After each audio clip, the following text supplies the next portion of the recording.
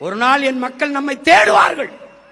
பருவநிலை மாறுகிறது, புவி வெப்பமாகிறது, கடல் கொதிநிலை அடைகிறது, நீர் கிடைக்கவில்லை, சோறு கிடைக்கவில்லை. நாம் சொல்லுகிற அரசியல் அவர்களுக்கு தெரிய வர குறைந்தது இன்னும் 1/4 நூற்றாண்டுக்கு மேல ஆகும். அவர்களுக்கு நம்ம என்ன சொல்றோம்னு தெரியும். நாம் பேசுவது வேடிக்கையா இருக்கிறது, வேடிக்கை காட்டினவே தலைவனா தெரியுதான். ஒன்னும் பண்றதுக்கு இல்லை, ஒன்னும் பண்றதுக்கு இல்லை. அவர்களுக்கு தேவை கருத்து அல்ல, வெறும் கவர்ச்சி. கவர்ச்சி எவ்வளவு? யாரு வேட்பாளர்னு தெரியாது, என்ன சொல்றான்னு தெரியாது, அவன் வேலை செஞ்சாலும் தெரியாது, எதுக்கு போடுறோம் ஏன் போடுறோம்னு போட்டு கடைசியா வென்றவர் இவர் தான் வேட்பாளரா? விளங்கிரும்டா நாடு, டே விளங்கிரும்டா.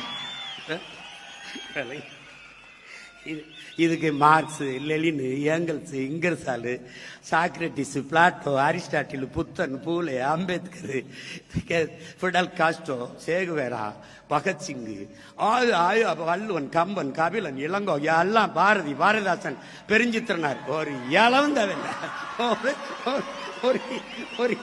ஒரு இளவும் தேவையில்லை, ஒரு இளவும் தேவையில்லை, ஒரே இளவும் தேவையில்லை. ஆனாலும் ஒரு உயர்ந்த நோக்கத்தை கொண்டு அதை நிறைவேற்றுவதற்காக தொடர்ந்து தொடர்ந்து செயல்படுகிற முயற்சி தான் வரலாற்றில் பிற்காலத்தில் வருகிற மக்கள் படிக்கிற வரலாறாக மாறுகிறது என்கிறான் மாமேதை மார்க்ஸ்.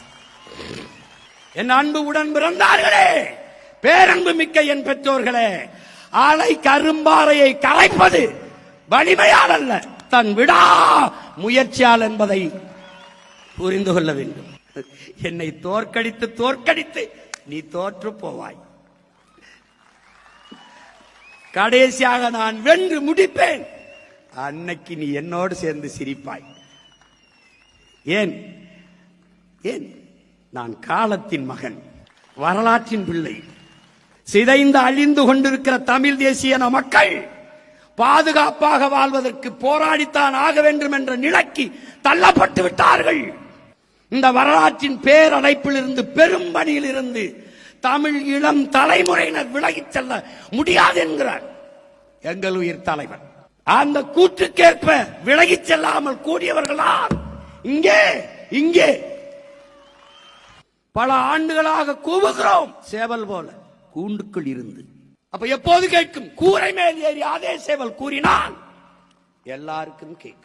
தோற்று போனால் உங்கள் கட்சியில் இருக்கிற பிள்ளைகள் துவண்டு போய் விடுவார்களா? இல்லை, வீர சுதந்திரம் வேண்டி நின்றார் வேறொன்று கொள்வாரோ என்கிறான் எங்கள் பாட்டன் பாரதி. சுதந்திர பசி கொண்ட மக்களை